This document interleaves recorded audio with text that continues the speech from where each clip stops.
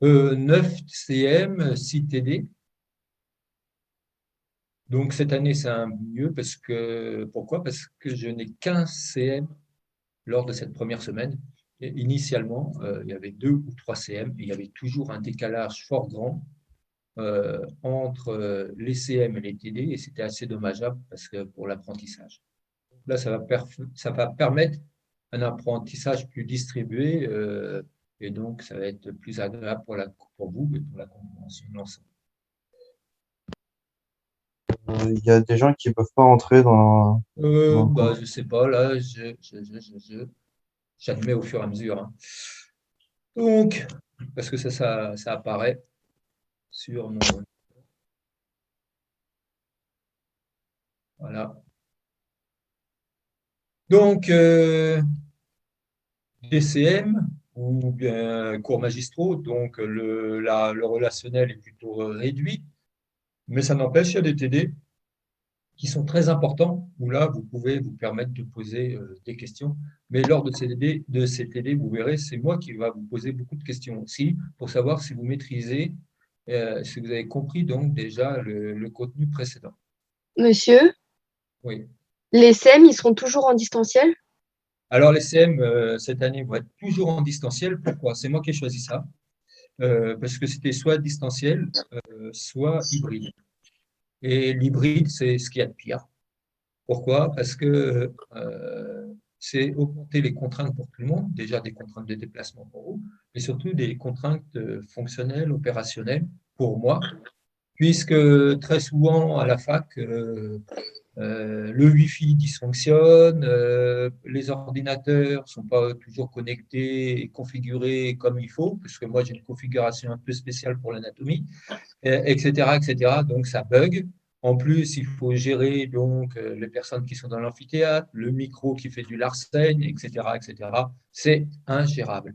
Donc, c'est pas ce qu'il y a de mieux, mais je pense pour vous que le distanciel est bien préférable. Voilà. C'est pourquoi D'accord, merci. j'ai choisi ce mode. Sinon, j'aurais choisi le mode hybride. Monsieur,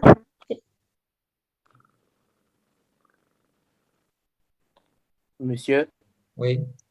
à part ça, il y a quelques élèves qui demandent si le diaporama il sera sur Moodle. Le diaporama ne sera pas sur Moodle. Ok. Pas pour plusieurs raisons. Parce qu'il y a trop de copyright.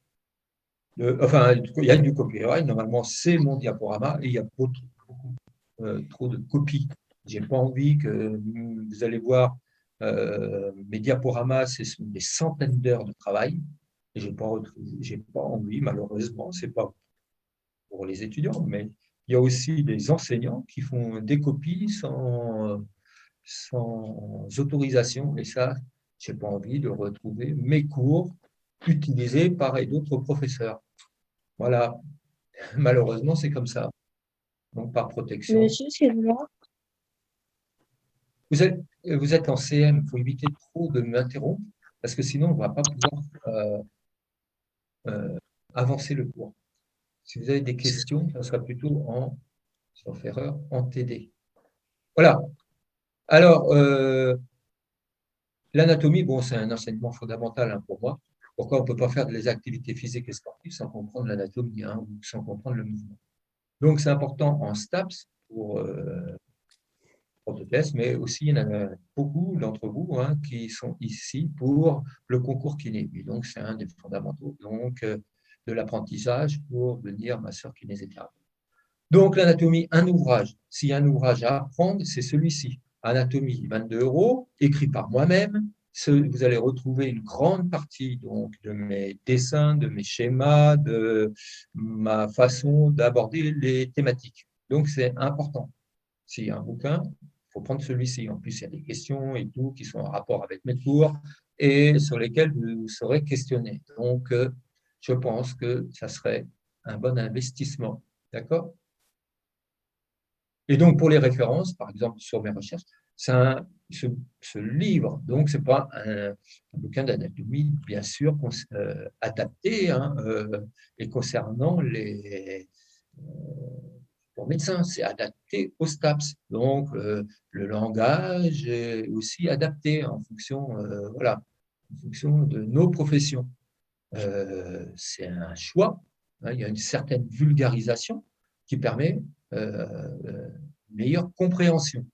Donc, cela dit, ça ne veut pas dire que le contenu soit mauvais, puisque les étudiants qui passent par notre cursus en STAPS, hein, pour kiné sont des étudiants qui réussissent très bien par la suite. C'est aussi pourquoi on a tant de places, hein, et pourquoi notre enseignement est reconnu par les écoles de kiné.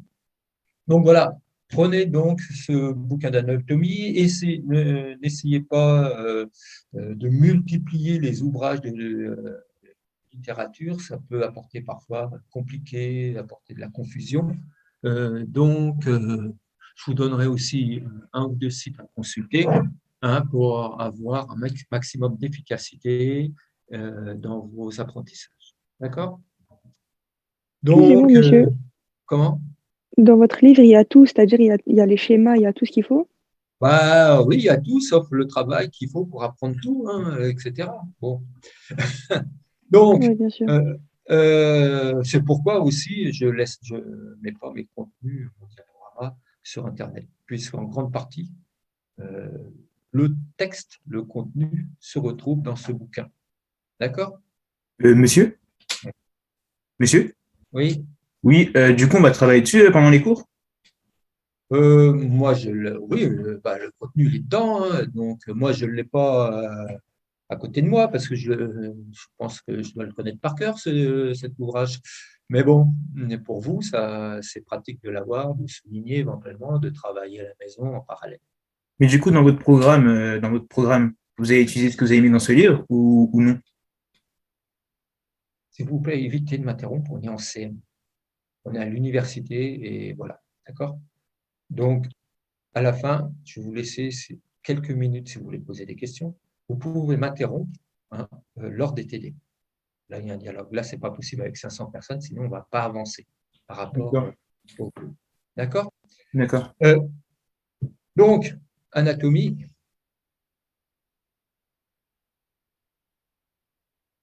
OK, ça, c'est un indispensable, hein, si vous voulez réussir et faciliter votre apprentissage, prenez le bouquin. D'accord? Okay. Après, par la suite, je pense que c'est une référence, hein, pour tous les profs de PS. Il est unique dans son genre. Pourquoi? Parce que dedans, il y a des bouquins d'anatomie, mais dans celui-ci, il y a plus de 400 références bibliographiques et scientifiques. C'est-à-dire que, ce qui n'est pas le cas dans les bouquins d'anatomie, moi je fais la jonction entre les connaissances théoriques, le mouvement et donc l'activité physique. Et tout ce que je dis est confirmé plus ou moins par euh, des expériences ou des ouvrages scientifiques qu'on retrouve. Et quand on veut approfondir un sujet, hop, il suffit de regarder l'ouvrage scientifique correspondant au sujet. On retrouve à la fin, bien sûr, la plupart des publications sont en anglais. C'est comme ça, malheureusement. Mais si vous voulez faire des études supérieures à l'université, il est quasiment obligatoire de parler l'anglais, voire d'autres langues, l'allemand et d'autres langues. Des connaissances globales, générales, fondamentales. OK? Donc,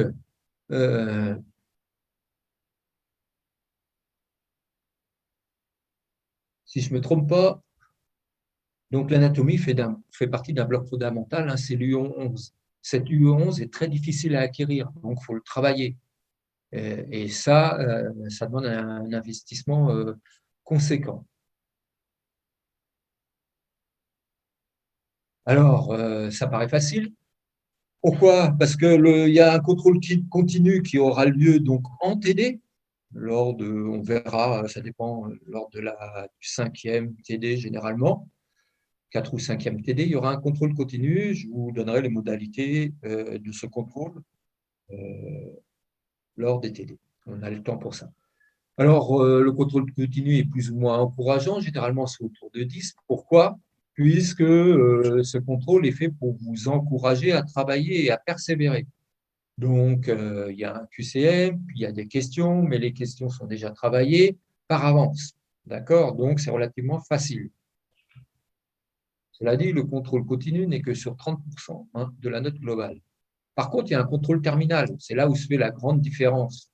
Or, le contrôle terminal, ça va être des questions un peu plus approfondies et une question de réflexion qui fait la grosse différence, particulièrement pour le contrôle continu, mais pas simplement.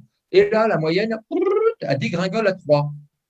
Donc, comme la note du contrôle terminal compte pour 70%, vous imaginez la moyenne globale de cet enseignement. Or, c'est un incontournable pour passer en deuxième année. Donc, je vous mets en garde. D'accord?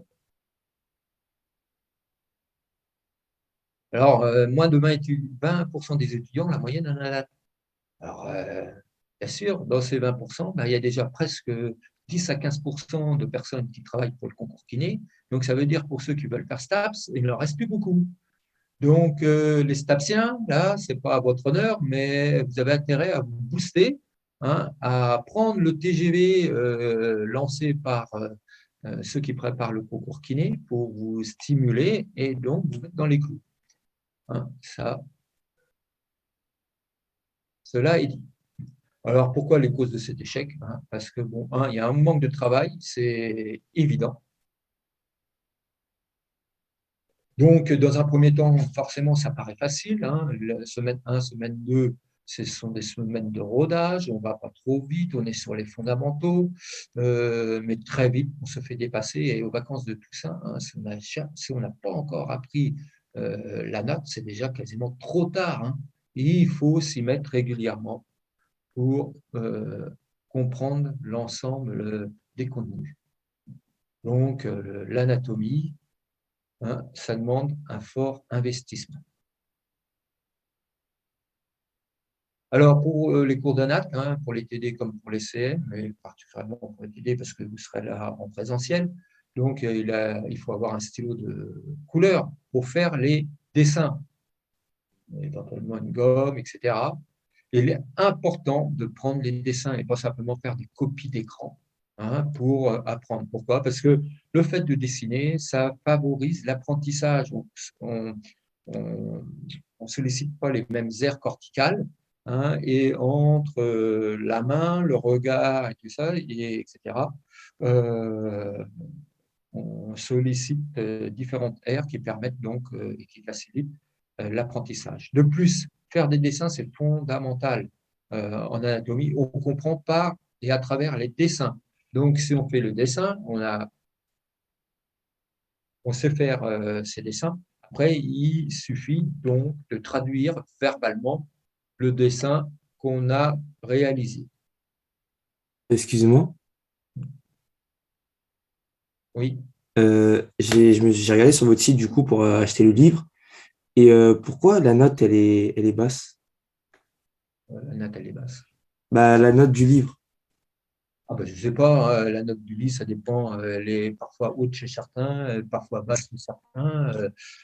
Si tu regardes forcément, si tu fais médecine, c'est pas fait un livre pour médecine, mais si certains, effectivement, pour médecine, regardent ce livre, ça ne va pas correspondre à leur attente. Par D'accord. contre, effectivement, c'est complètement déconnecté.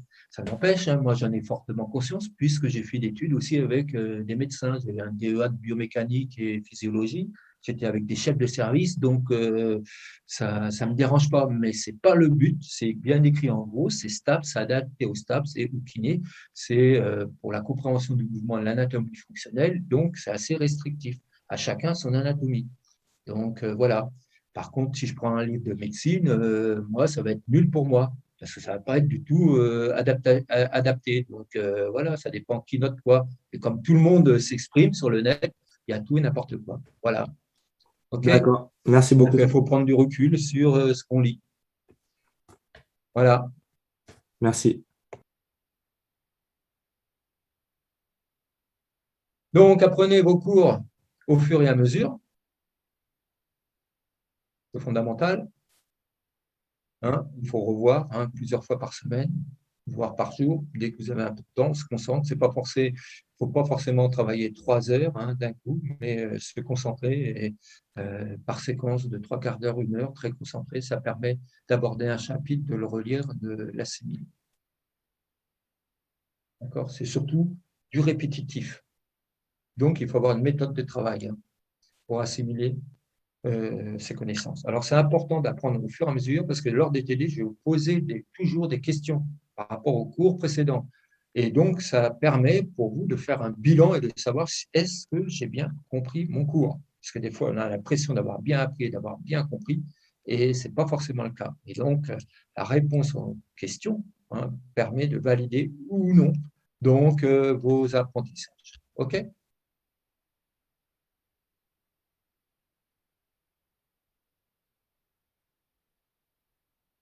Donc, il faut travailler.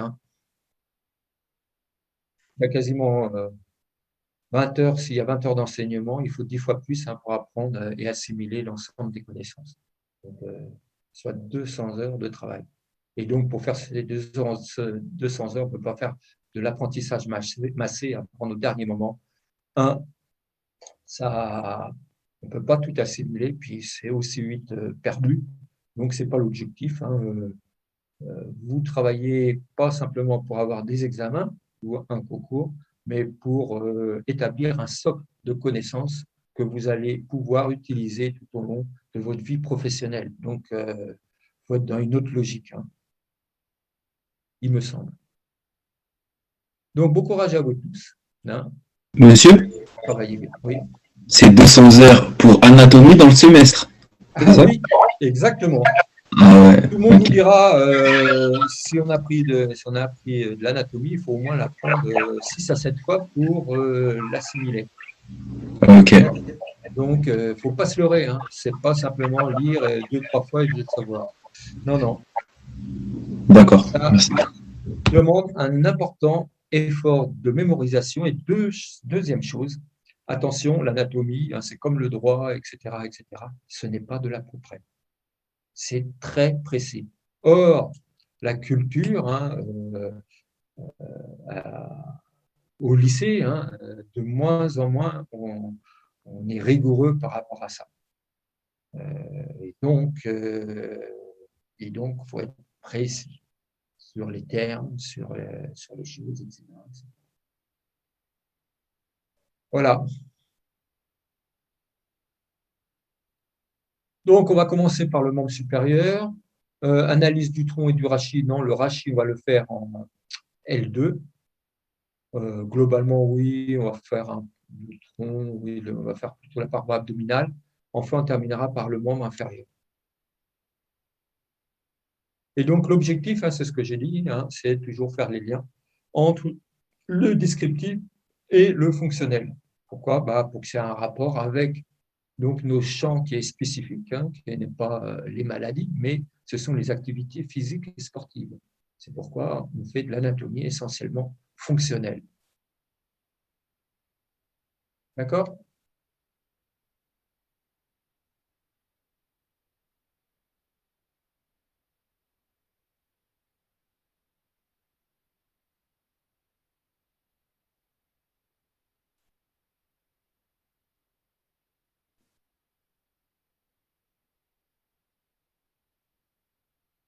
Là.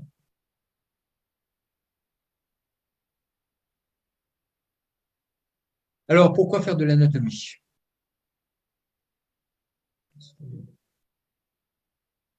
Bien sûr, ça permet de mieux comprendre les facteurs qui génèrent, qui facilitent et qui limitent le mouvement.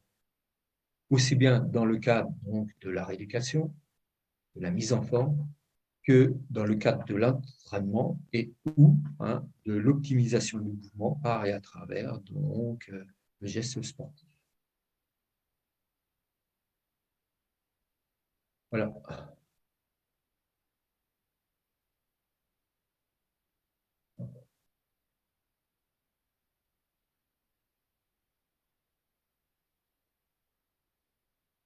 Donc, il est indispensable pour moi d'avoir une connaissance minimale en anatomie, mais ces connaissances en anatomie ne suffisent pas. Il faut en parallèle, et c'est ça toute la richesse des STAPS, et ce n'est qu'un outil. Il faut faire la liaison entre ces connaissances en anatomie avec, par exemple, la neuro, le contrôle moteur, avec les théories de l'apprentissage, avec la physiologie, hein, etc. Et c'est en quoi notre cursus en STAPS est particulièrement riche, puisque notre cursus concerne aussi bien ce qu'on appelle des sciences dures, comme la physio, que des sciences molles, c'est-à-dire les connaissances psychologiques et ou sociologiques des sujets. Donc, ça permet d'avoir une culture, hein, quand même, et un éventail de connaissances assez large.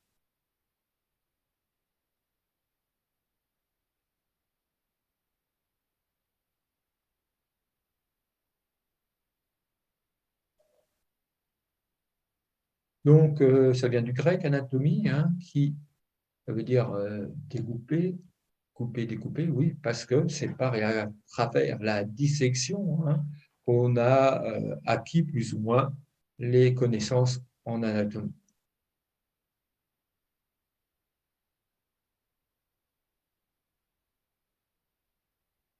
Dysfonction un peu.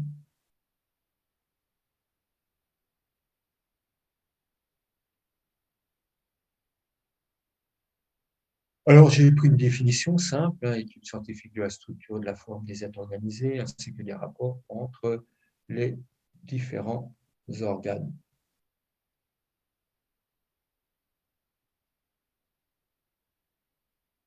Alors, comme je l'ai dit, moi, ce qui m'intéresse, hein, c'est le rapport, un rapport entre les différents organes, mais pas simplement entre les organes, entre eux, mais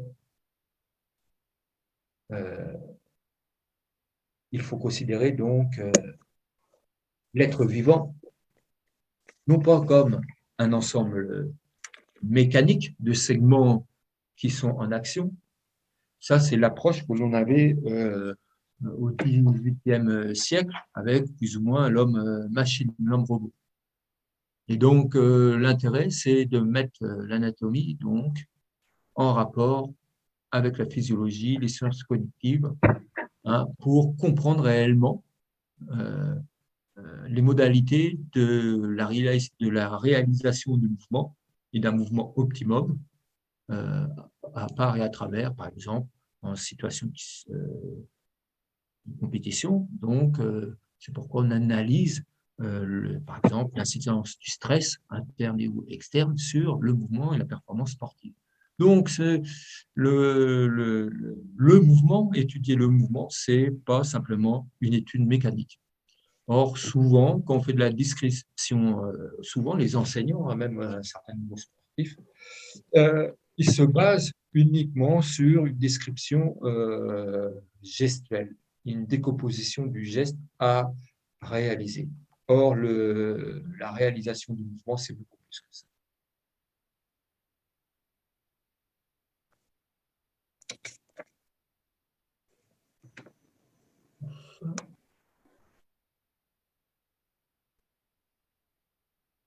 Et donc, c'est pourquoi, hein, et c'est la richesse de notre discipline, hein, les STAPS, il faut avoir une approche transdisciplinaire.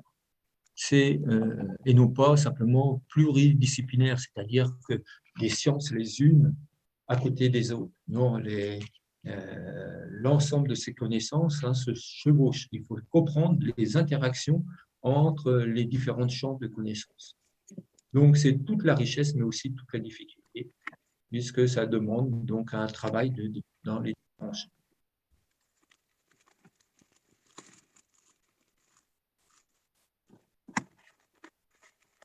Alors, un petit peu de culture, ça fait pas de mal.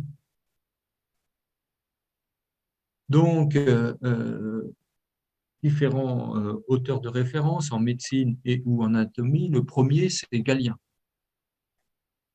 Donc, c'était un médecin au service de l'empereur Marc Aurèle c'est vraiment le premier anatomiste de référence. C'est pourquoi beaucoup de centres médicaux s'appellent centres Galien. Et donc, pour lui, l'anatomie, c'était la base de toute bonne médecine. Alors, il a laissé de nombreux ouvrages.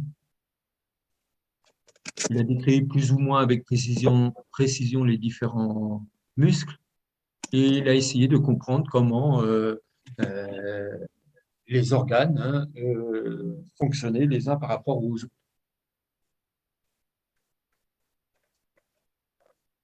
Alors, pour lui, la physionomie humaine se basait sur 4 éléments.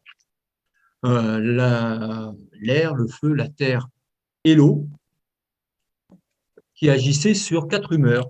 Le sang, la bile, la lymphe, je crois, qu'est-ce qu'il y avait d'autre? L'atrabie.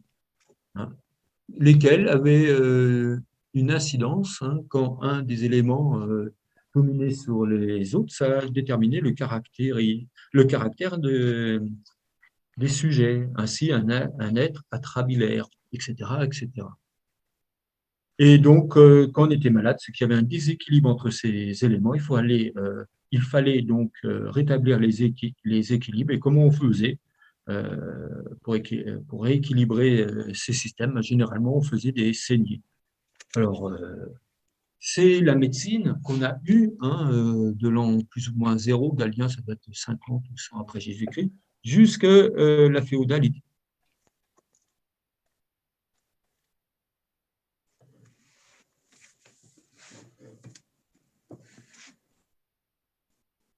Monsieur, monsieur, Oui. est-ce que vous pouvez répéter les 4 humeurs, s'il vous plaît? Je crois qu'il y a Le sang, mais après. le sang, la bile, l'intrabile et la lymphe. Bon, c'est accessoire, c'est simplement des connaissances historiques pour vous dire. Mais bon, je ne vais pas vous demander quels sont les 4 éléments de Galien, ça n'a pas d'intérêt. C'est simplement un peu de connaissances universelles. Ça fait partie aussi des connaissances, des caractéristiques universitaires. Alors, le premier véritable anatomiste de référence, en fait, c'est à la Renaissance, c'est Vézal.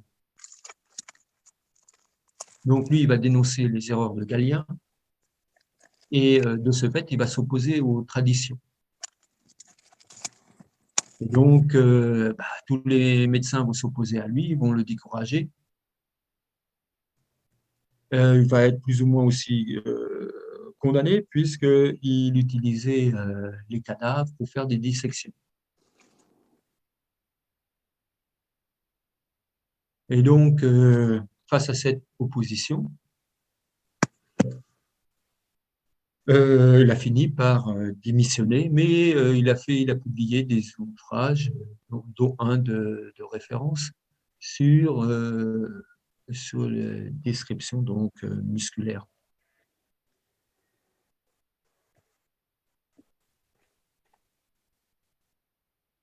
Ambroise Paré, un Français, alors lui, c'est véritablement le premier chirurgien. Alors lui, il est surnommé le chirurgien des camps de bataille. Et pour soigner donc les blessures lors des combats, c'est lui qui a mis au point donc différentes méthodes, mais aussi différents outils, le scalpel, des pinces, etc., etc. C'est le premier à essayer de ligaturer les organes lésés, mais aussi à désinfecter plus ou moins les plaies par et grâce à par exemple des asticots, puisque les asticots mangent les chairs mortes.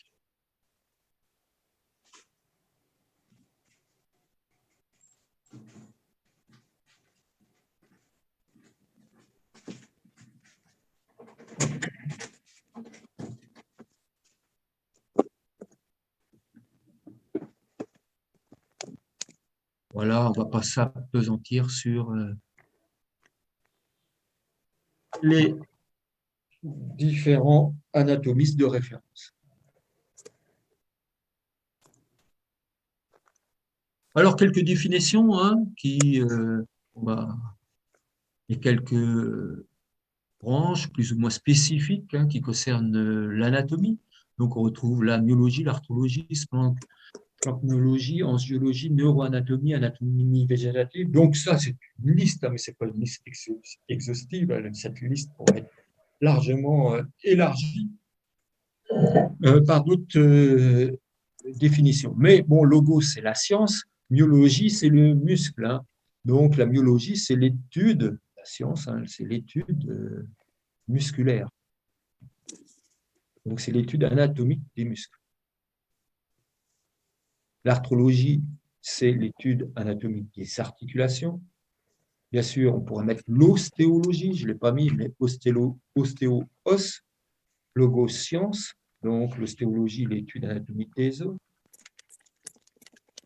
Splancnologie, c'est l'étude anatomique des viscères. Pardon, monsieur, j'ai pas compris l'étude anatomique des quoi? Viscères, des structures molles. Les vaisseaux sanguins, l'étude des vaisseaux sanguins, c'est l'angiologie. Donc, la neuroanatomie, c'est l'étude, bien sûr, du système nerveux. Mais dans l'étude du système nerveux, il y a le système végétatif, autonome, hein, tout ce qui est réflexe, etc. Mais il y a la motricité aussi volontaire. Donc, tout ça. Donc, il y a plein de types d'anatomie différentes. Hein. Nous, on va essentiellement se centrer sur l'étude des segments osseux et des muscles. C'est quoi l'anatomie végétative? Végétative, c'est le système nerveux végétatif, c'est celui qui, de façon plus ou moins réflexe, régule, par exemple, la respiration, etc.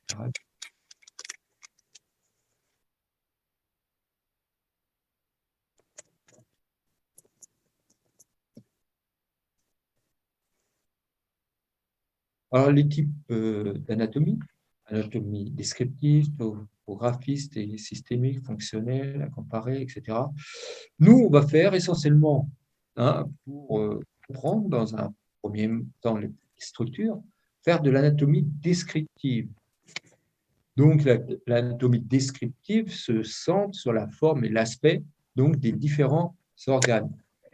Et donc, généralement, tous les cours d'anatomie commence par de la description et donc de l'anatomie descriptive. Et nous, on suivra, après avoir acquis donc la connaissance de ces différents organes, à comment ces organes ces structures vont s'organiser les unes par rapport aux autres, et donc on fera de l'anatomie fonctionnelle. Donc, c'est l'étude du rapport entre la structure et la fonction des organes. Et nous, bien sûr, ça sera de l'anatomie fonctionnelle, mais par rapport à quelque chose de particulier, qui est le mouvement, la réalisation du mouvement. Alors, l'anatomie topographique, c'est l'étude de la région où se trouvent un ou plusieurs organes. L'anatomie systémique, c'est l'étude d'un système, par exemple le système respiratoire, le système cardiovasculaire. Donc, l'anatomie systémique, c'est l'étude d'un appareil pris dans son ensemble. À comparer, ça veut bien dire ce que ça veut dire. Exemple, c'est la comparaison entre différents animaux, entre l'être humain et, je sais pas, un autre type de primate. L'anatomie pathologique, ce sont pathos, c'est la maladie, donc des maladies.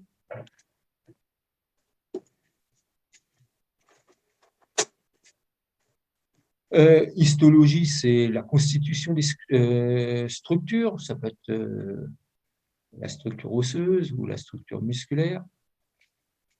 On parle généralement, quand on fait de la structure musculaire, de typologie musculaire. Bon. Enfin, l'étude radiologique, c'est anatomie radiologique.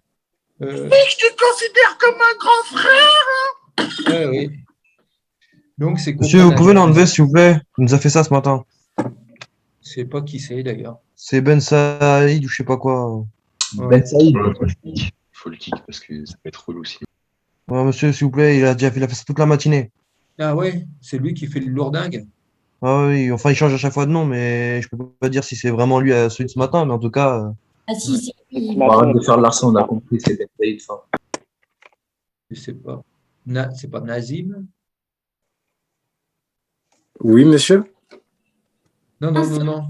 Ben Saïd. Non, c'est pas lui, c'est Ben Saïd ou je sais pas quoi. Ouais, ben, j'ai 400 noms à voir. Je sais pas si je trouve. Il a quitté monsieur. Ah, ok. Et vous avez une barre de recherche? Monsieur, vous pouvez fermer la room, s'il vous plaît. Ouais, s'il vous plaît. Comme ça, il rentre plus.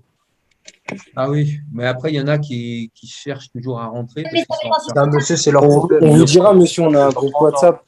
Ok, attendez.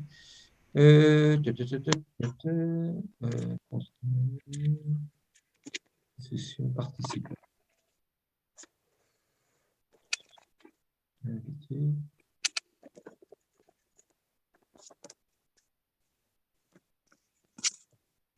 Alors, je ne sais pas où c'est pour verrouiller. On verra. J'espère que ça ne va pas. On va continuer.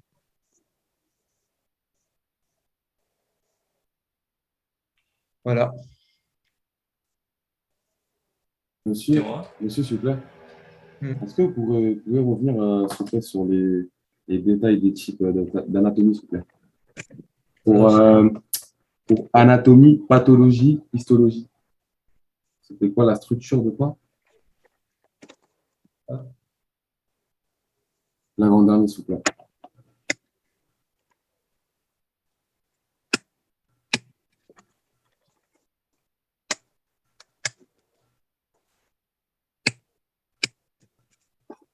Voilà.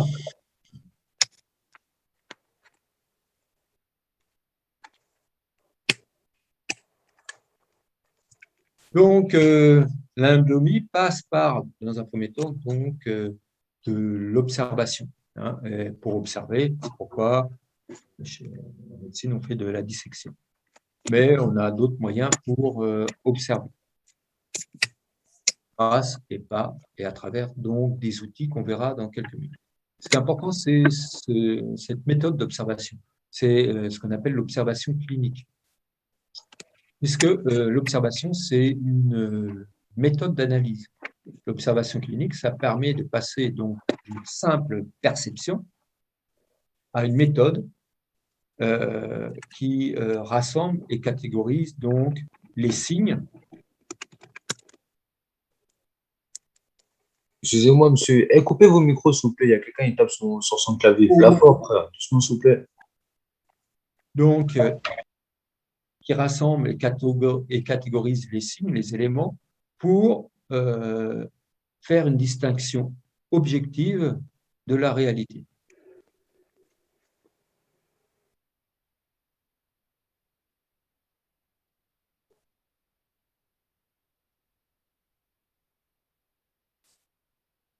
Alors, quels sont les outils, outre l'observation, qui permettent cette observation plus ou moins clinique?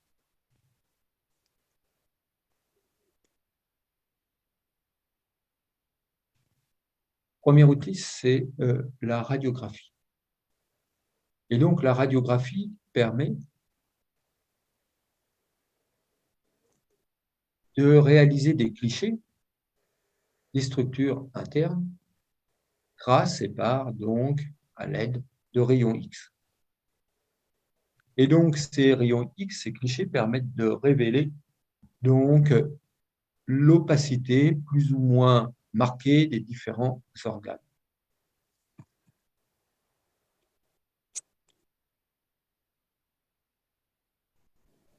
Excusez-moi, monsieur, vous pouvez répéter ce que vous avez dit?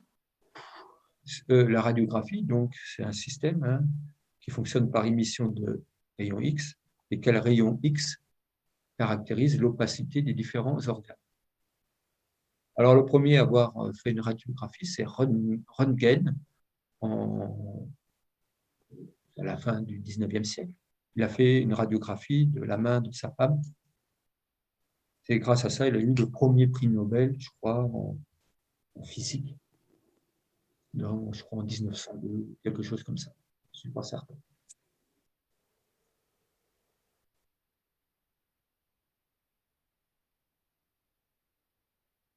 Et donc, une forme particulière de radiographie, c'est la radioscopie ou scopie. C'est une radiographie avec une visualisation donc en temps réel sur un moniteur, sur un écran.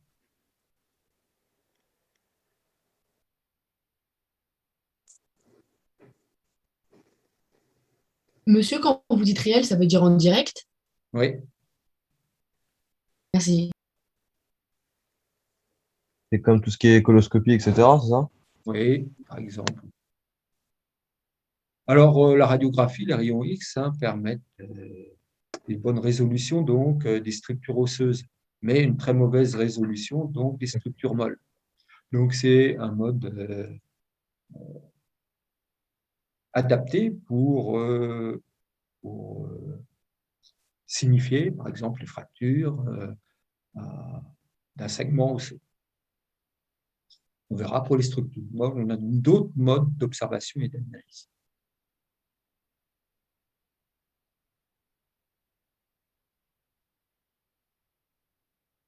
Donc, c'est cet appareil, l'amplificateur de luminescence, qui permet donc la scopie, ce dont j'ai parlé il y a quelques secondes. Il permet donc, ça permet de réduire fortement la dose de rayons X par rapport à la radiographie initiale. Mais ce système, je ne sais moi-même pas exactement comment ça fonctionne, ce n'est pas l'objet. Ça permet d'augmenter, amplificateur de luminescence, donc d'amplifier et d'augmenter donc la luminosité des images. Et donc de caractériser et donc de donner une plus grande définition des structures. Monsieur, vous avez dit que ça réduit les rayons X? Oui, réduit l'émission, et donc lesquels sont nocifs pour le sujet. Ok, c'est grâce à la lumière que Donc, ça. oui, il y a un système d'amplification de lumière, etc. C'est plus ou moins aussi informatisé. Donc, moi, je ne suis pas un technicien du fonctionnement de ces systèmes. Mais ça permet donc d'augmenter la lumière et les contrastes dans les structures.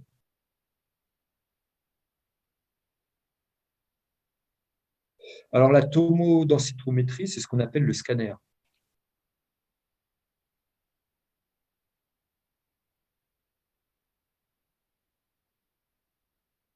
Donc, c'est une technique d'imagerie médicale qui consiste donc à mesurer l'absorption de rayons X aussi par les tissus, puis à les traiter par informatique. Alors, contrairement au système donc radiographie initiale que j'ai présenté à 2 diapositives, le scanner permet de caractériser avec une très grande définition donc les structures molles.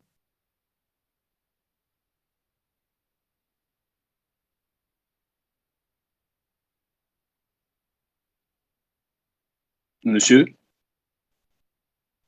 Oui. on m'entend pas? Bonjour. Oui. Du coup, c'est le scanner X par imagerie médicale qui permet par la suite de reconstituer des images Alors, oui. tridimensionnelles. Voilà, donc il y a un système informatique qui est, en fait, il y a un balayage de rayons tout autour du sujet. Et donc, les données sont recueillies par informatique, il y a un traitement par logiciel, et ce qui permet donc une visualisation en 3D des différentes structures, et qui permet de faire aussi des coupes.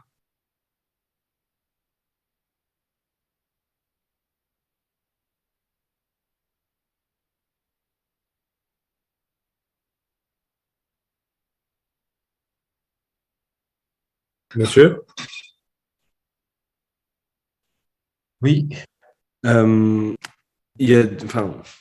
Étant sportif, j'ai déjà passé quelques scanners et on m'avait proposé plusieurs fois de faire une injection et j'aurais aimé savoir à quoi elle servait. On va voir ça. Moi, j'ai fait, c'est pour mieux voir, c'est la visibilité. De Oui, la... c'est parce que C'est le on fait produit des de contraste. injections parce qu'il y a des traceurs qui vont se fixer sur certains organes ou à certains points. Par exemple, on verra ça tout à l'heure, sur des tumeurs, par exemple, et ça permet de visualiser au mieux donc les problèmes sous-jacents. Ça s'appelle le produit de contraste, monsieur. Oui, On oui, peut voir le aussi contraste. si une veine est obstruée ou pas. Mais s'il vous plaît, vous arrêtez de discuter. On est en CM, sinon on ne va pas s'en sortir. Merci. Voilà. Donc, ça permet une visualisation en 3D à partir d'un balayage de faisceaux de rayons X. Alors, les premiers, ce type d'appareillage a été développé dans les années, une cinquantaine d'années, dans les années 70.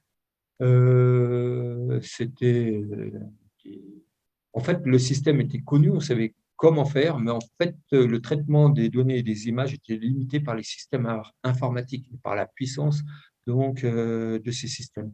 Et c'est donc grâce et à travers donc l'évolution des systèmes informatiques, la puissance de ces appareils, que les scanners, la tomodensitométrie, etc., ont pu évoluer.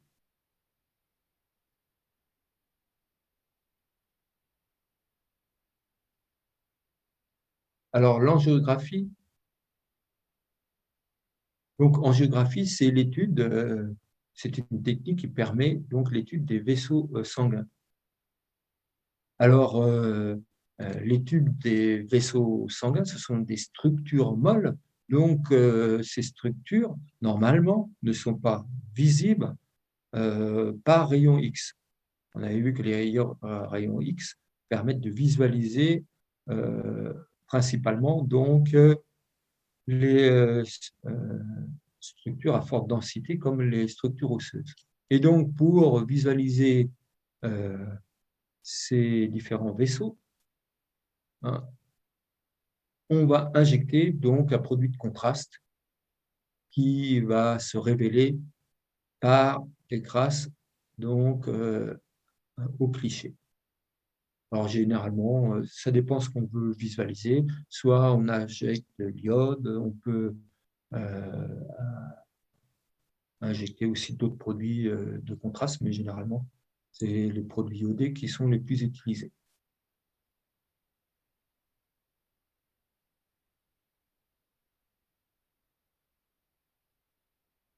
L'échographie, donc c'est un système qui permet donc aussi de visualiser par et grâce à l'utilisation donc des ultrasons. Et donc, elle est utilisée, cette méthode, très souvent en obstétrique, pour voir et considérer donc de l'évolution de l'embryon et du fœtus. Monsieur, excusez-moi, vous avez dit grâce à quoi? Comment? L'ultrason. L'ultrason, merci.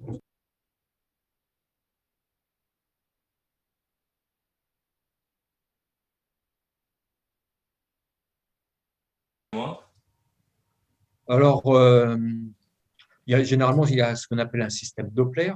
Le système Doppler, c'est utilisé donc en obstétrique, mais aussi pour l'analyse du système cardiovasculaire. Pourquoi? Ça permet donc le système Doppler, c'est pareil, grâce à une analyse de Fourier, c'est des analyses de fréquence, puisque quand des liquides se déplacent, en fonction de la vitesse de déplacement du liquide, la fréquence du son change. Et donc, l'analyse de fréquence permet de voir l'écoulement des liquides. Donc, le système Doppler, qui est un système d'analyse d'ultrasons, permet de visualiser les liquides en déplacement.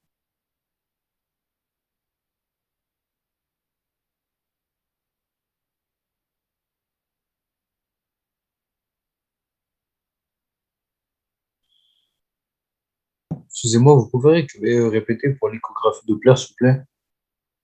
Le système Doppler, c'est un système qui permet…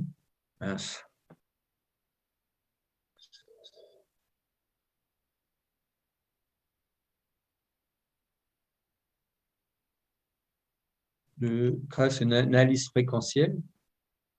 Non, j'étais pas là.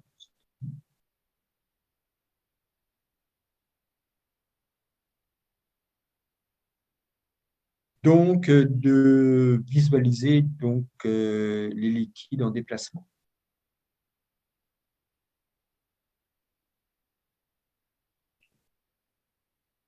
L'IRM,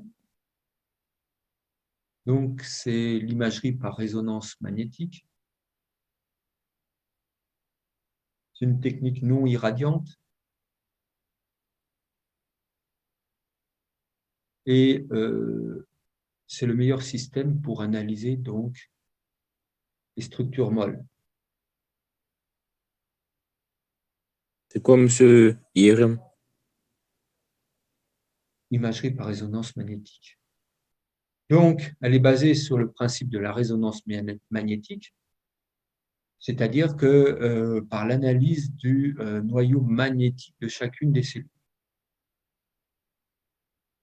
Donc, c'est un système relativement complexe, très coûteux, puisque c'est une énorme bobine résistance qui baigne dans de l'hélium liquide à moins 100 ou moins 200 degrés, 150 degrés peut-être. Et donc, c'est un système qui a à peu près 30 ans d'âge. Hein. Il a été fortement utilisé dans les années 90 en sciences pour analyser et comprendre comment fonctionnait donc, le cerveau. Beaucoup de recherches en sciences cognitives se sont basées sur l'IRM pour comprendre quelles zones du cerveau travaillaient, quelles étaient les intercorrélations entre les différentes zones pour telle ou telle tâche. Et ça a permis de comprendre le fonctionnement en partie donc de l'encéphale. Alors, comment on faisait? Pareil, on mettait des marqueurs, hein, et en fonction de telle ou telle activité cérébrale, on regardait comment ces marqueurs évoluaient donc, au niveau du cerveau.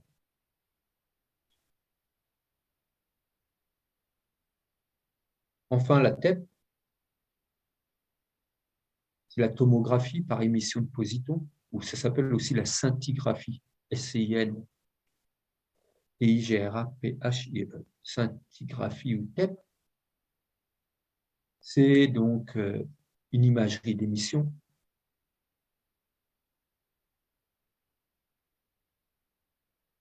Et donc, comment ça fonctionne? Généralement, on injecte un traceur légèrement radioactif, lequel traceur va se fixer sur tel ou tel organe, et donc on va enregistrer, hein, les émissions. Et ça permet donc de caractériser la scintigraphie, la TEP, généralement on l'utilise pour caractériser les tumeurs, les cellules malades. Généralement, on injecte du barium ou des produits comme ça, qui vont se fixer sur ces cellules, sur les cellules cancéreuses. Et donc, ça permet de visualiser de l'importance de telle ou telle tumeur. Excusez-moi, je peux poser une question? Oui. On utilisait le barium parce qu'il était fluorescent ou rien à voir? Non, on utilise le barium. Il est fluorescent parce qu'il émet, mais c'est parce qu'il va se fixer. On n'utilise pas que du barium, on peut utiliser aussi d'autres marqueurs. Ok.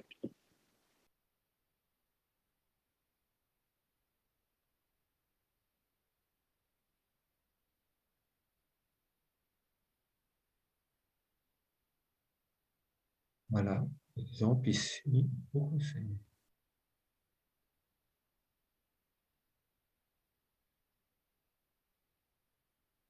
Voilà.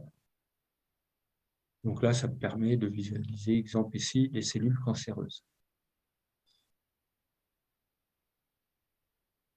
Voilà, voilà.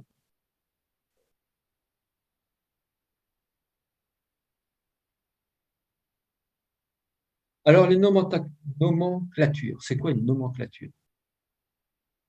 Donc, une nomenclature, c'est un ensemble de termes techniques, hein, d'une discipline que l'on doit utiliser pour se faire comprendre. Et donc, il y a un classement méthodologique.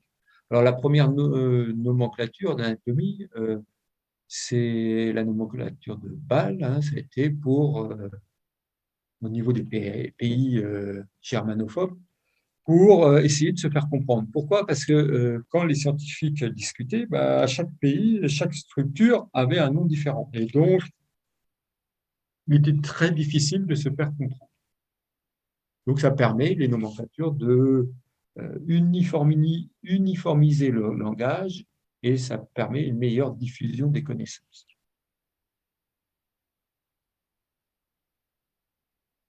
Donc, généralement, une terminologie par élément. Hein. Et généralement, bah, c'est le latin qui fait référence, ou aussi un peu le grec.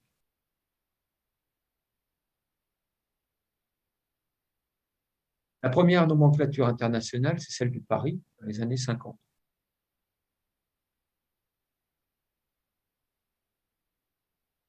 Mais cette nomenclature a évolué en 98.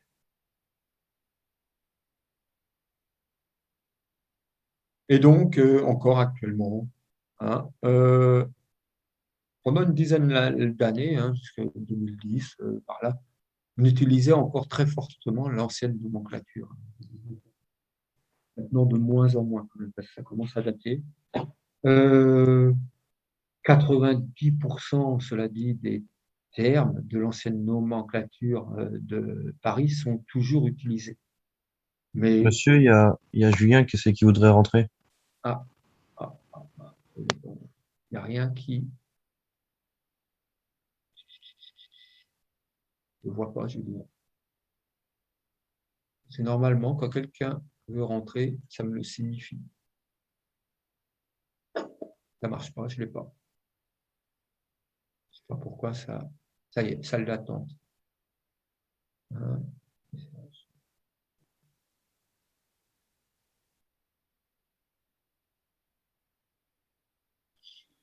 OK.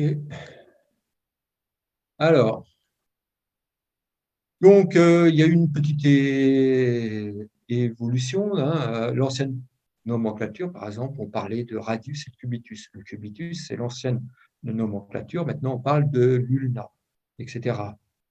Donc, il y a quelques termes qui ont changé, mais comme je l'ai dit précédemment, l'essentiel de la nomenclature de Paris a été conservé.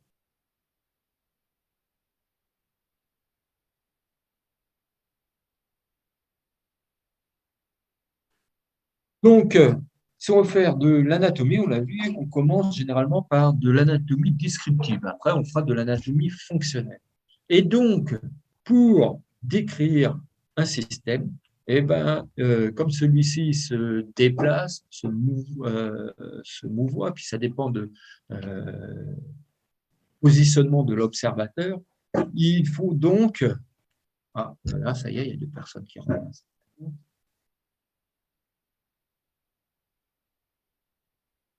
Voilà. Il faut donc se référer et se positionner par rapport à des plans de référence.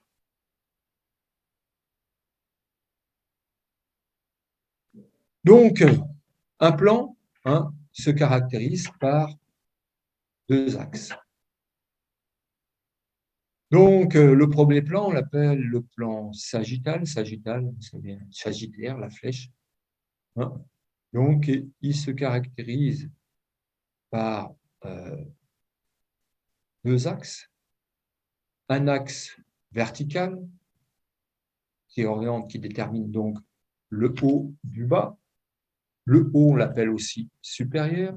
Le bas, on l'appelle aussi inférieur. Un axe d'avant en arrière, avant antérieur, arrière postérieur, on l'appelle aussi l'axe antéro-postérieur ou axe sagittal.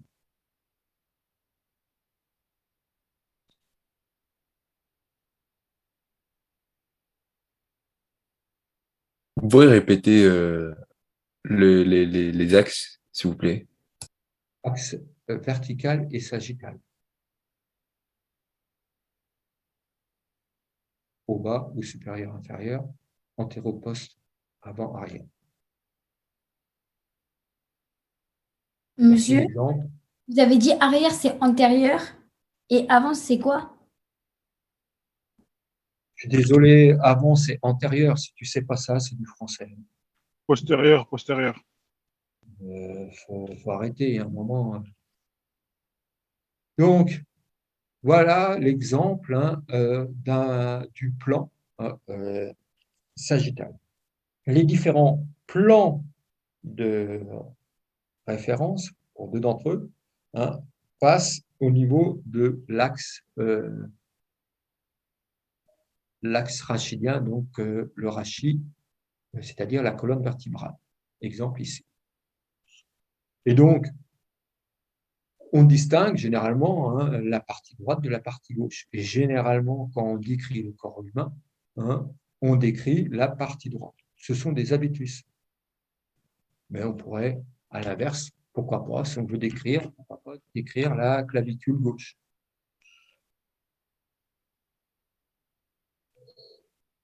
Axe frontal. Ou, donc, axe frontal, non, plan frontal. Donc, deux axes de référence pour caractériser. Je ne sais pas ce que j'ai, il y a un problème. Voilà. Ce plan. Donc, un axe toujours vertical qui, donc, se dirige de haut en bas ou de bas en haut. Un axe horizontal, et on pourrait dire qu'il se dirige de droite à gauche, mais on ne parle pas de droite et de gauche en anatomie. C'est le grand danger, c'est une grosse erreur, puisque généralement, quand on fait de l'anatomie, on travaille sur des hémiplans. On va décrire la structure, par exemple, la clavicule droite. Et donc, cette clavicule, elle est orientée par rapport à l'axe de référence, le rachis, qui se trouve en interne. Et donc, l'axe horizontal, il se caractérise par un côté interne et un côté externe.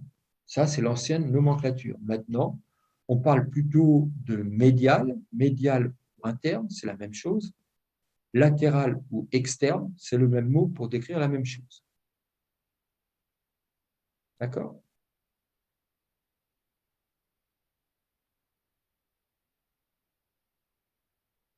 Exemple ici, le plan frontal au niveau de la tête.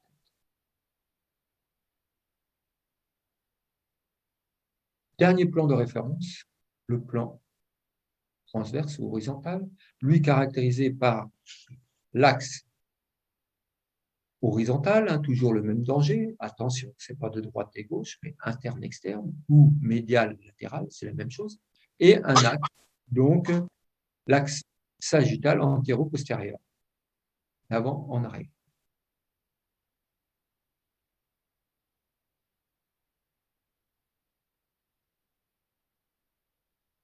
Et monsieur, ça, on peut le retrouver sur votre livre? Oui, en partie. D'accord, merci.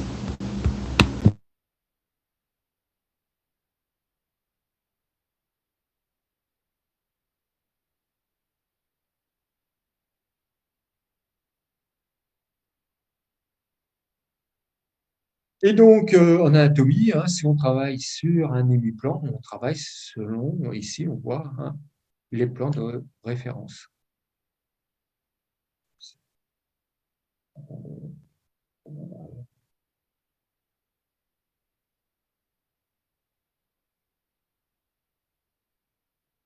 Voilà. Donc, en rouge, bien sûr, plan sagittal, horizontal ou transverse en bleu et frontal en jaune.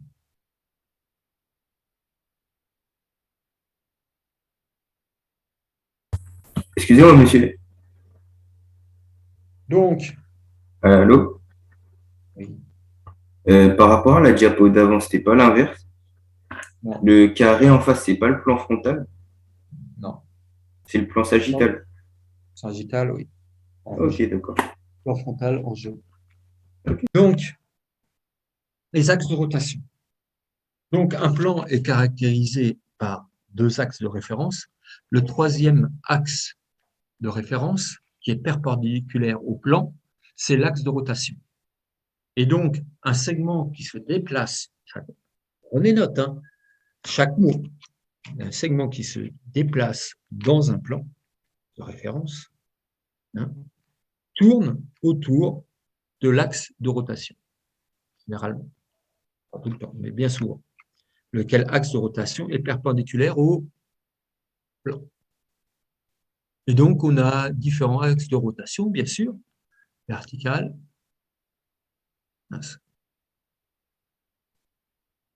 transverse. Donc, on l'a vu, l'axe transverse, c'est pas droite-gauche, mais dedans, dehors. Moi, j'ai mis dedans, dehors. C'est l'ancienne nomenclature. Maintenant, on met plutôt médial en dedans ou interne et externe ou dehors ou latéral. C'est trois termes pour décrire la même chose. Et enfin, sagittal, donc antéro-postérieur, d'avant en arrière.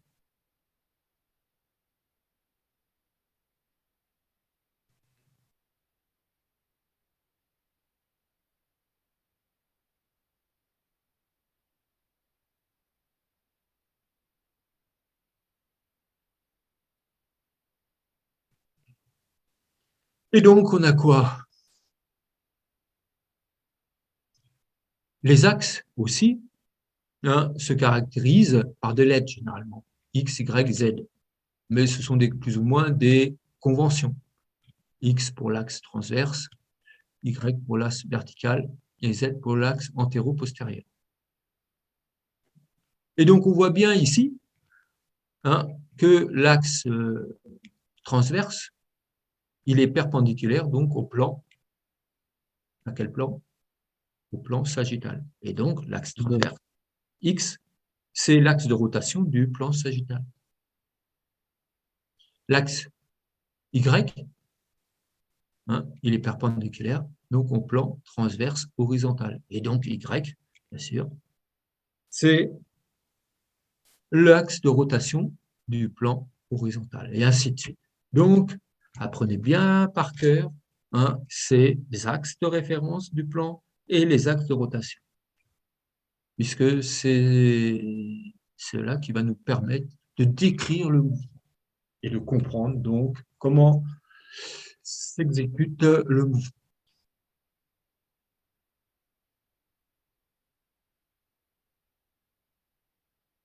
Donc voilà, je crois que cette diapo elle est dans mon livre plus ou moins.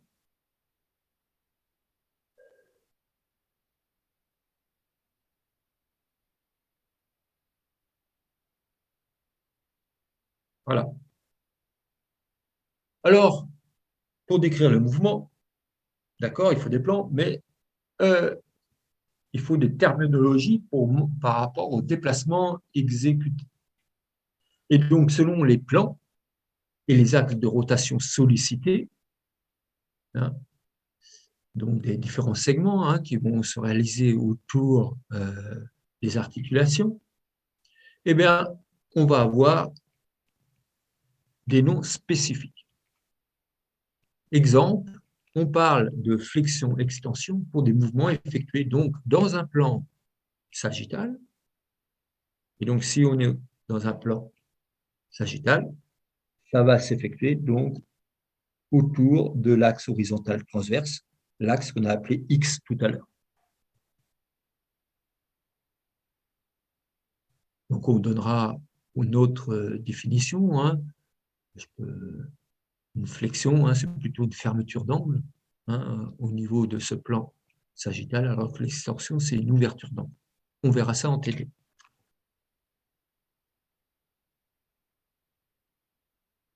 On parle d'abduction-adduction pour un déplacement donc segmentaire par rapport donc, à l'axe rachidien de référence, donc dans le plan frontal.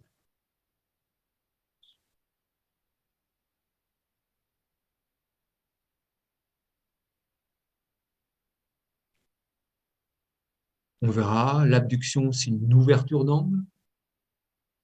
L'adduction, ADD, c'est une fermeture d'angle dans ce plan.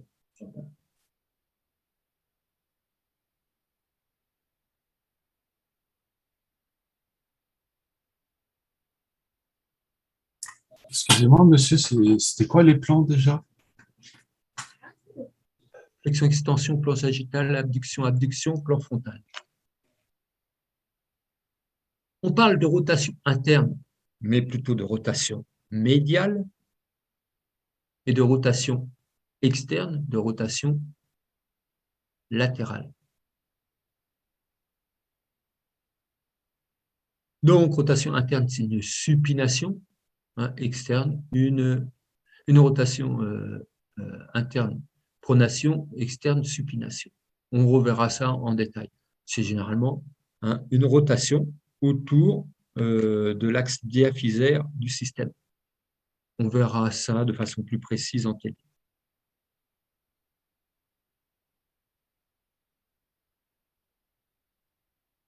Donc, les rotations autour de l'axe vertical définissent des rotations internes ou externes, mais pas simplement. On parle de prono, donc de pronation, quand il y a une rotation interne, et de supination, rotation externe au niveau de l'avant-bras. Et donc, ça permet donc les différents types de mouvements et de rotation de la main.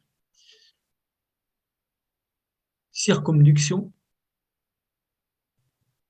c'est une rotation complète d'un segment. Exemple, la circumduction de la tête, c'est une rotation complète de la tête, plus ou moins complète. Circumduction des bras, c'est une rotation complète, donc du membre supérieur.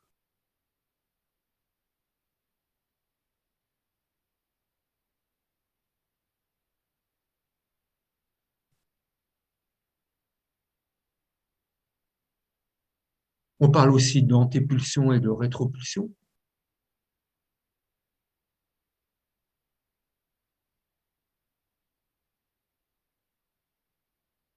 Ça, on le retrouve plus particulièrement en gymnastique pour des déplacements du tronc vers l'avant et ou du tronc vers l'arrière. On parle aussi de fermeture et d'ouverture d'angle, antépulsion, de rétropulsion en gymnastique. Le vrai terme en anatomie, c'est antépulsion. Donc, c'est une projection vers l'avant, alors qu'une rétropulsion, c'est une projection vers l'arrière.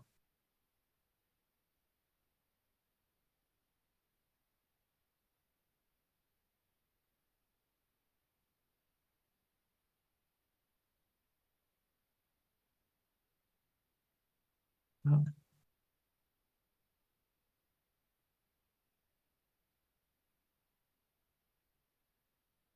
Ça marche mal, je ne sais pas pourquoi, j'ai des problèmes.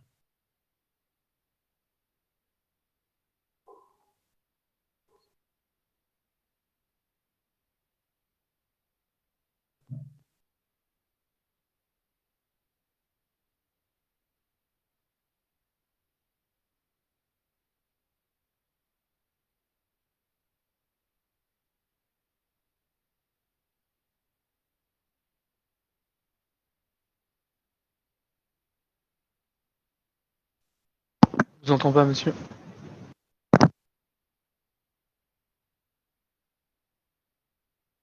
C'est bon. Lorsqu'on décrit un organe, donc, pour commencer à le décrire, on caractérise une origine et on caractérise une terminaison. Alors, pour les structures musculaires, généralement, on prend comme origine la structure fixe, le point d'appui. Et on va prendre pour terminaison donc la structure mobile qui va être en déplacement et qui va générer donc le mouvement. Alors, une origine peut être postérieure, antérieure, supérieure, interne, inférieure, etc. Elle peut s'orienter vers l'avant et avoir une terminologie de la même façon, postéro-supérieure. Donc, il faut maîtriser tout ce langage pour et le visualiser pour comprendre donc l'orientation des différentes structures.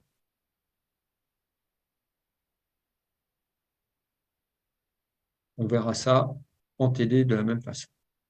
Alors, oui, on verra aussi en TD, il y a d'autres termes, hein, plutôt que supérieur, inférieur. On parle céphalique, c'est-à-dire proche de l'encéphale. Hein, caudal, ça veut dire vers les extrémités. Ou alors on parle aussi de proximal quand c'est vers les centres nerveux, de distal quand c'est vers les extrémités. Il y a des termes qui sont plus ou moins employés selon les champs. Ainsi, pour le contrôle moteur, on parle plutôt de proximal et distal. Ce n'est pas forcément le cas en anatomie descriptive. Comme on le fait, on le fera avec vous.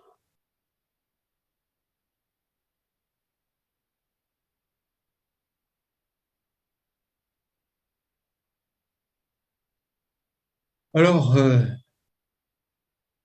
le système osseux, hein, ce qu'on appelle le squelette, se caractérise donc par le squelette axial, dont le rachis représente l'axe de référence, plus ou moins.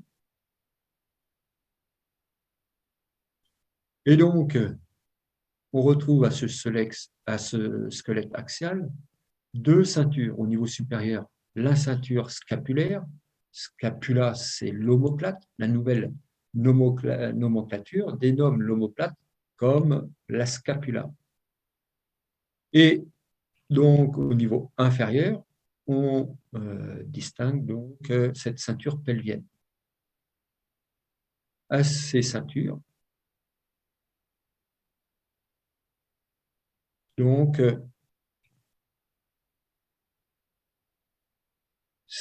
à ces ceintures, on retrouve le squelette appendiculaire, donc supérieur, qui constitue le membre supérieur, et le squelette appendiculaire inférieur, constitué par le membre inférieur.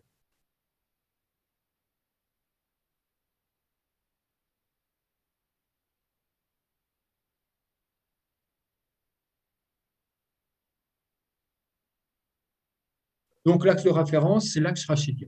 Excusez-moi, vous pouvez revenir à la diapo d'avant, s'il vous plaît? Non, c'est sur le livre en plus. Je sais pas. J'ai pas dit que j'allais l'acheter, votre livre, moi. Bon, ben, t'es pas forcé de l'acheter non plus. Comme tu veux. Moi, je suis pas forcé d'aller en arrière. D'accord? Réponse pas du tout intelligente. Excuse-moi de le dire. Donc, selon les habitudes, les sciences, les champs d'action scientifiques, on a des terminologies différentes. D'accord? Donc, crânial ou céphalique. Donc, origine supérieure, donc orientée vers l'encéphale, céphalique, ou vers le crâne. Caudal ou distal, c'est vers les extrémités. Distal pour doigt. Donc, ce qui se trouve en dehors, en externe, le terme, la nouvelle nomenclature, c'est latéral. Ce qui se trouve en interne, et donc vers l'axe de référence, qui est l'axe rachidien, c'est médial ou médian. Médial, médian ou interne, c'est la même chose. Latéral, en dehors ou externe, c'est la même chose. Donc médial, médian, interne, en dedans.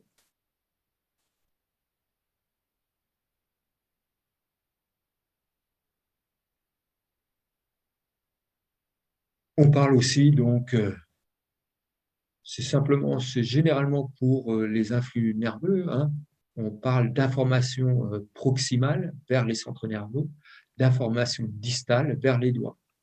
On parle donc d'informations proximo-distales pour les informations moteurs, puisque c'est une information qui est générée par le cerveau pour, par exemple, déplacer un membre, et les informations sensitives, ce sont des informations disto-proximales qui donc partent des extrémités, par exemple les doigts, pour s'orienter et être analysé au niveau de l'encéphale ou du rachis. Monsieur, Oui. on ne parle pas aussi de, par exemple, de palmaire pour la main et aussi de plantaire pour le pied. Voilà, Ah, ok. aussi de palmaire ou plantaire, il y a toute. Ça dépend du champ d'analyse et de la situation.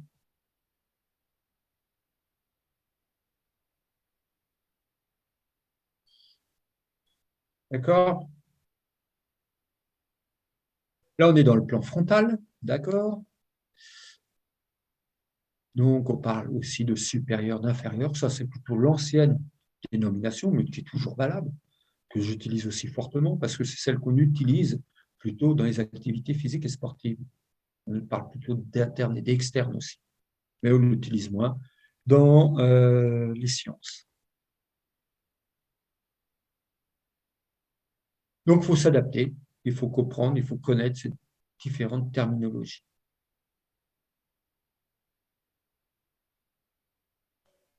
Radial, alors c'est plutôt pour la pronosupination qu'on va analyser l'avant-bras, donc vers le radius.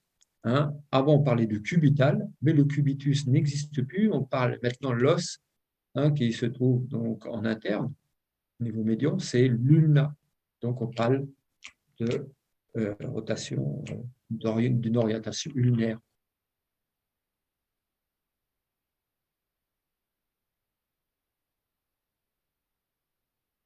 Alors, ce qui est concave est creux, ce qui est convexe est de forme bombée. Alors, quelque chose comme un bol, si tu me dis que le bol est creux, je vais te dire il est concave, je vais te dire que non, il va être convexe. En fait, pour définir une structure, vous voyez bien, il faut se positionner, d'accord, par rapport à cette structure. Parce que si quelque chose de concave peut devenir convexe si on se positionne dans l'autre sens. D'accord? C'est clair? Monsieur, je suis désolée, mais en fait, ça va un peu vite quand même. Je sais que Ah non, ça on va est pas en du tout CM, vite. tout ça, mais Non, ça va très, très lentement. en premier cours, pour nous, on est plein à trouver que ça va très vite, quoi. Eh ben non. Je vous assure que ça va très lentement.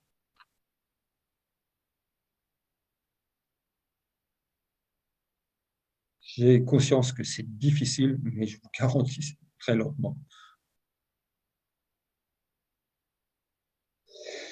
Voilà, voilà.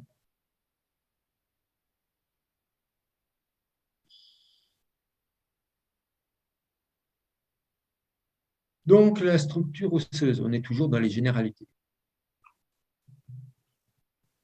Donc, le squelette est constitué à plus ou moins de 206 structures osseuses, mais à peu près, parce qu'il y a des variations d'un sujet à l'autre. Il y a ce qu'on appelle des os sésamoïdes, c'est-à-dire des structures osseuses en plus et ou en moins. Ce n'est pas une pathologie, c'est comme ça, c'est déterminé plus ou moins génétiquement. Qu'est-ce qu'il faut retenir au niveau de la structure osseuse? Alors, la structure osseuse, c'est un organe vivant, résistant, peu flexible, mais un peu quand même. A priori dur, solide, mais parfois sa dureté peut le rendre fragile. D'accord? Quand quelque chose est trop dur, c'est brisant, ça se casse. Donc, il faut aussi une certaine flexibilité pour résister aux contraintes. Et donc, l'ensemble des structures osseuses constituent et forment le squelette. Donc, il existe parfois des os, des structures osseuses supplémentaires qu'on appelle des structures donc sésamoïdes. Ce sont des structures osseuses surnuméraires, donc en plus. Alors, la structure osseuse est relativement léger, résistant, et donc elle est très adaptée aux fonctions donc, de motricité, on verra, de soutien, mais aussi de protection qu'il assure. Et donc, il y a toute une disposition, une hiérarchie de l'ensemble qui constitue donc ce squelette. Et donc, cette disposition nous permet de rester debout, en équilibre. Ce sont la résultante des principes d'évolution propres à notre espèce.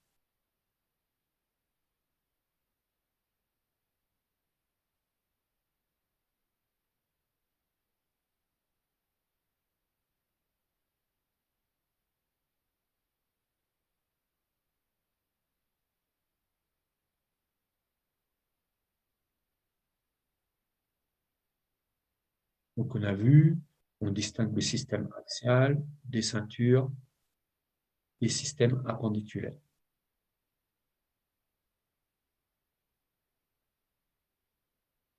Donc, les ceintures relient les systèmes appendiculaires au système axial.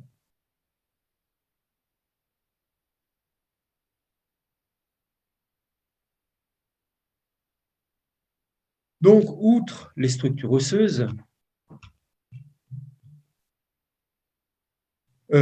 à proprement dit, les structures osseuses incluent les articulations, qu'on appelle aussi jointures. Jointure ou articulation, c'est la même chose. Ces articulations, généralement recouvertes, composées en partie de cartilage, mais aussi, on verra, de systèmes ligamentaires pour maintenir ces différents éléments osseux les uns par rapport aux autres. Donc, ces articulations permettent aux structures osseuses de se déplacer les unes par rapport aux autres.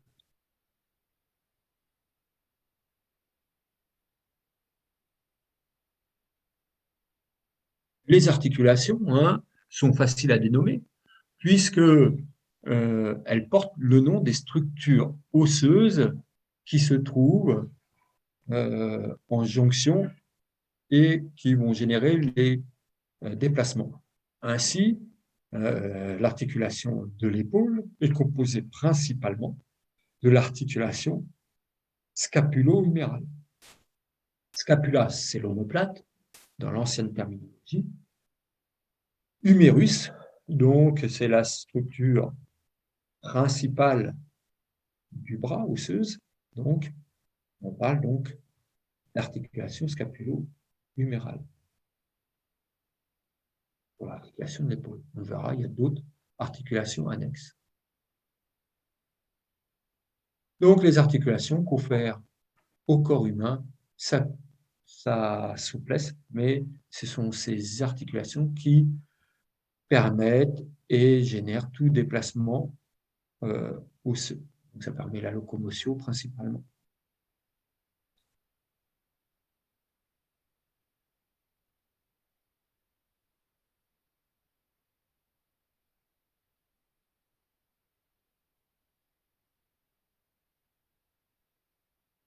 Pour le déplacement donc, de l'humérus autour de la cavité glénoïde au niveau de la scapula.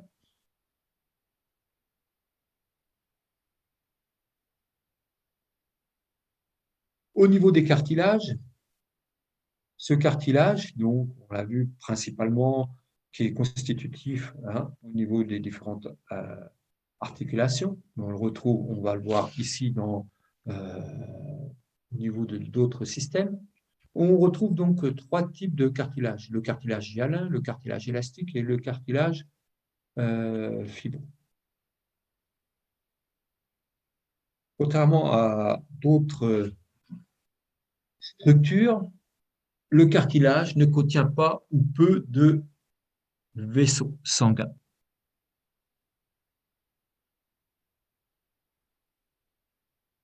Ainsi, par rapport à d'autres structures, le cartilage se développe et se répare, se soigne donc très modérément.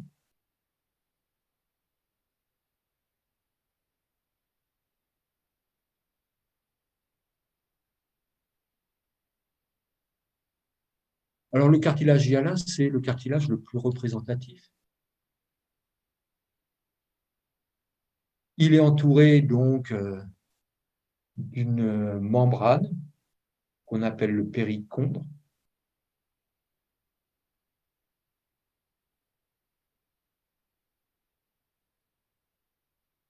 C'est une structure, ce cartilage ferme. Monsieur, on l'appelle comment? Périchondre. P-E-R-I-C-H-O-N-D-R-E. Le périchondre, lui, c'est une structure qui entoure ce cartilage hyalin et vascularisée. Et donc, les vaisseaux vont permettre par diffusion, donc la nutrition plus ou moins de ce cartilage. Mais ce cartilage n'est pas directement vascularisé.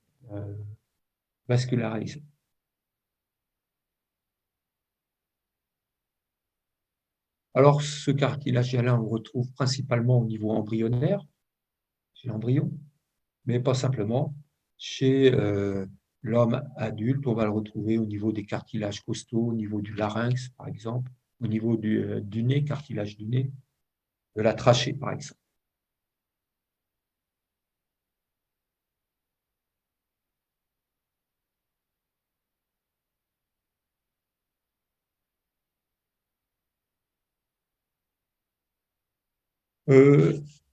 Le cartilage, le cartilage est constitué de fibres collagènes. On verra tout à l'heure comment les fibres collagènes, ce sont des protéines. On va voir comment, rapidement, hein, c'est juste à titre informatique.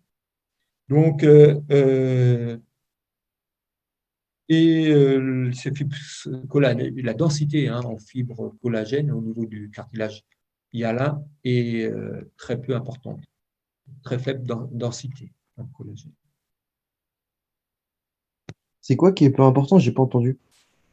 Le taux de fibres collagène. Là, on voit les fibres collagènes. Ah, ok. Là, j'étais trop vite.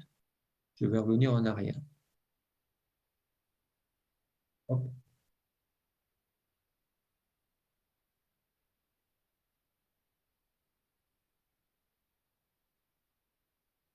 Alors, le cartilage élastique, c'est une substance relativement semblable au cartilage hyalin, mais avec plus de fibres élastiques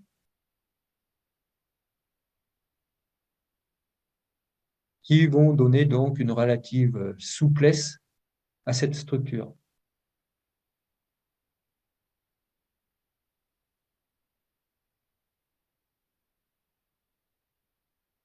Exemple de cette structure, on va retrouver cette structure de cartilage élastique au niveau du pavillon de l'oreille, au niveau des petites bronches, au niveau de l'épiglotte, ici, la trompe d'Eustache, au niveau de l'oreille interne.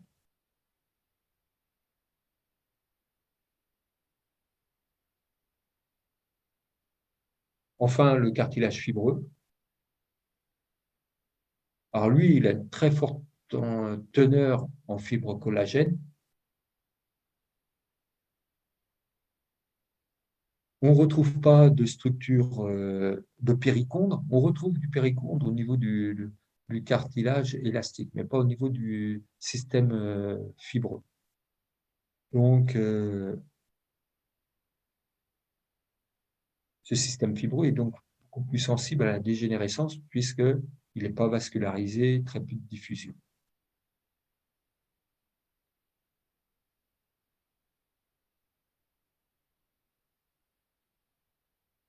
Alors, où est-ce qu'on trouve ce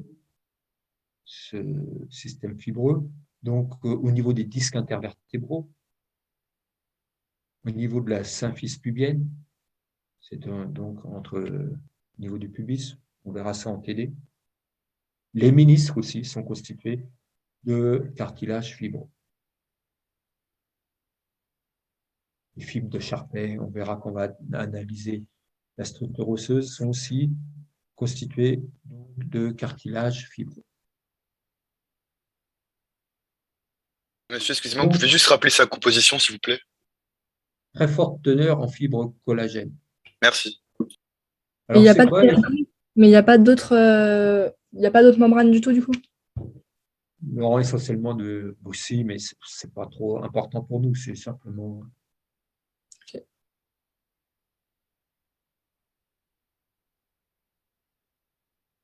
Alors, c'est quoi ces fibres collagènes? Donc, ce sont en fait le collagène, c'est une protéine qui est présente plus ou moins dans toutes les structures du corps, qu'on va retrouver donc, au niveau de la peau, des cartilages, des tendons, des ligaments, des tissus, des enveloppes, des tissus conjonctifs, et représente plus ou moins 30 à 50% des protéines totales du corps humain. Et donc, ces protéines de collagène ont pour but, c'est de conférer aux différentes structures une résistance mécanique à l'étirement. Et donc, pour résister à l'étirement, on a des chaînes protéiques, là on voit, qui sont plus ou moins organisées en forme d'hélice, qui s'entournent, 3 chaînes qui s'entournent l'une autour de l'autre. C'est ce qui va créer, donc d'un point de vue mécanique, la résistance, mais aussi une certaine souplesse par rapport à l'étirement. Donc elles sont très résistantes à l'étirement et elles sont souples aussi. Ouais, une certaine souplesse aussi, oui. Ok. Une certaine souplesse tout en étant résistant. C'est pourquoi on le retrouve dans de nombreuses structures, la peau, les tissus mous, mais aussi les tissus osseux. On retrouve aussi dans les cartilages. Alors, globalement, il y a 3 types de collagène, c'est simplement. Généralement, on dénomme type 1, 2 et 3. Mais en fait, il y a beaucoup plus de types de collagène que ça. Je crois qu'il y a une dizaine de types de collagène. Alors, le collagène le plus important, c'est celui de type 1 qu'on retrouve plus ou moins, je crois, à 80 à 90% dans l'ensemble des protéines de type collagène. On va retrouver dans la peau, les tendons, etc. Le type 3 se retrouve plus au niveau des muscles, des vaisseaux.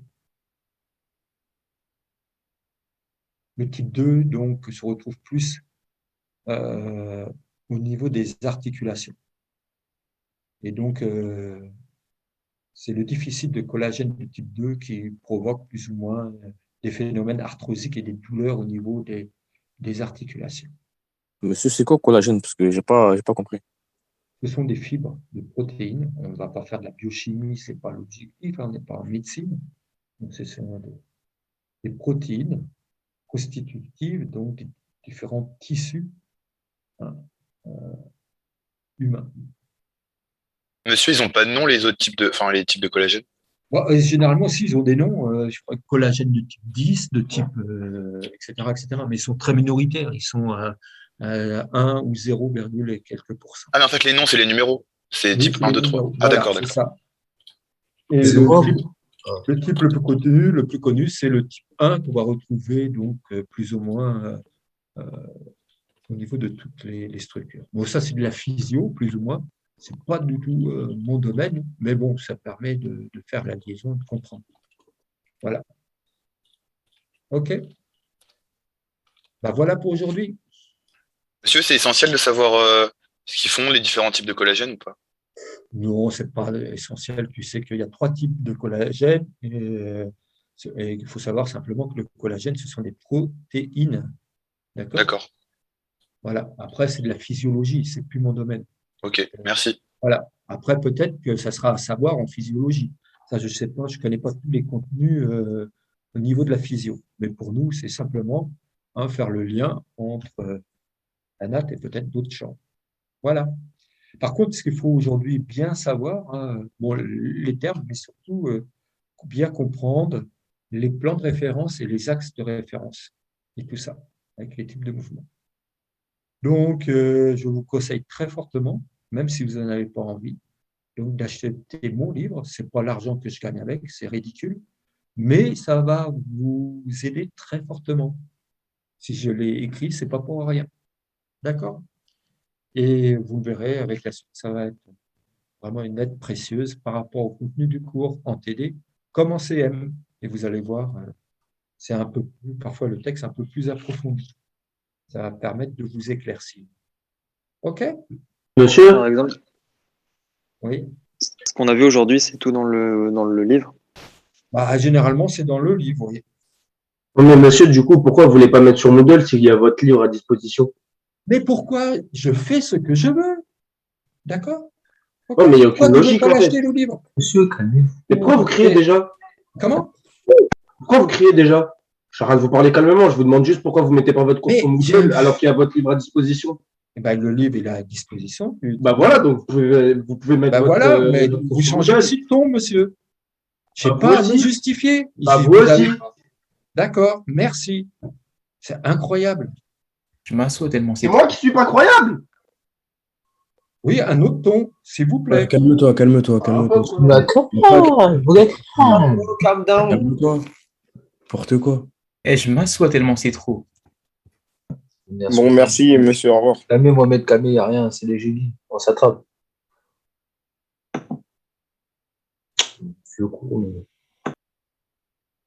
Merci de votre attention. Apprenez bien. Monsieur, moi j'avais une question juste. Oui. Au tout début, quand on parlait des axes crânial, caudal, tout ça, je voulais savoir si du coup crânial, caudal, ça a remplacé ce qui était plus supérieur, inférieur. Alors, c'est compliqué, oui, non. En fait, il y a des habitudes.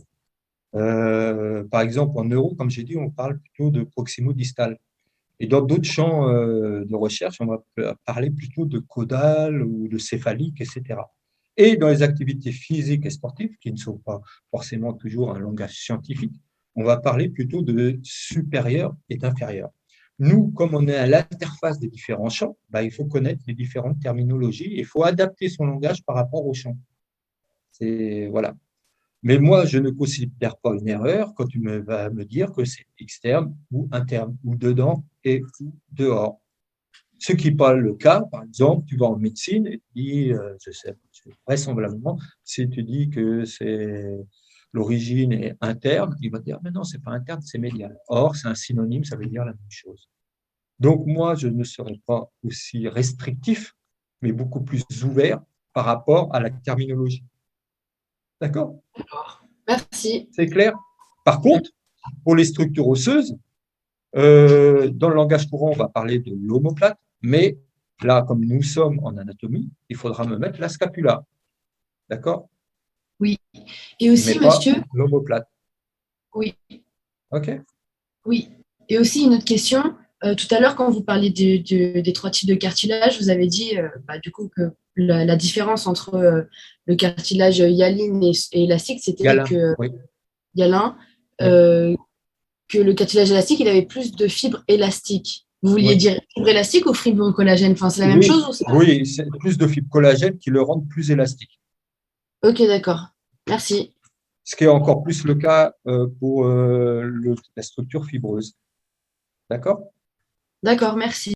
Voilà. C'est le taux de collagène qui va déterminer plutôt plus ou moins l'élasticité de la structure. D'accord?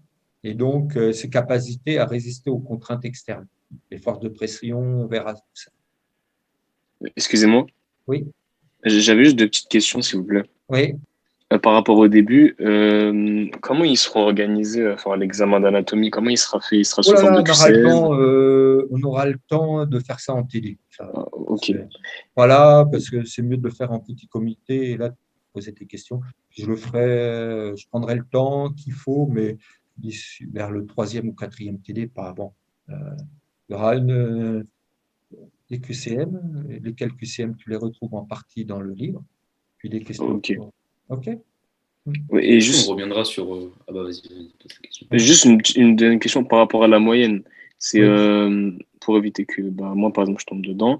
C'est par rapport à des gens qui délaissent la matière ou c'est vraiment parce que le travail il est super intensif? Parce que la moyenne a été de 3 quand même. Je pense qu'il y a deux facteurs. Il y a des gens qui délaissent la matière et ils ne travaillent pas.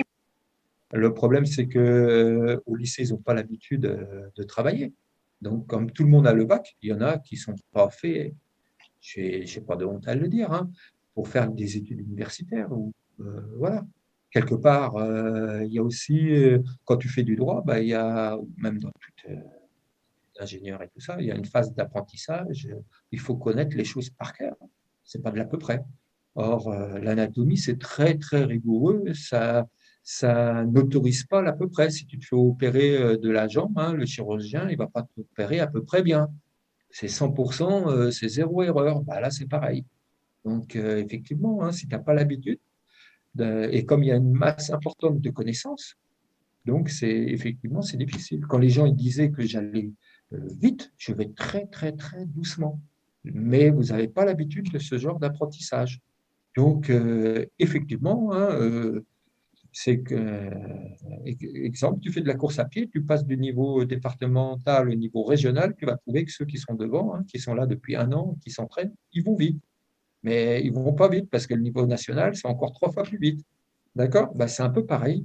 Et au fur et à mesure, bah, et le cerveau va développer ses capacités à emmagasiner, à comprendre, à engranger de l'information et à synthétiser ces informations. Mais il faut faire un effort. Et oui, c'est un peu douloureux au départ. Je peux le comprendre. Mais bon, on ne peut pas faire autrement. On est tous passés par là. OK?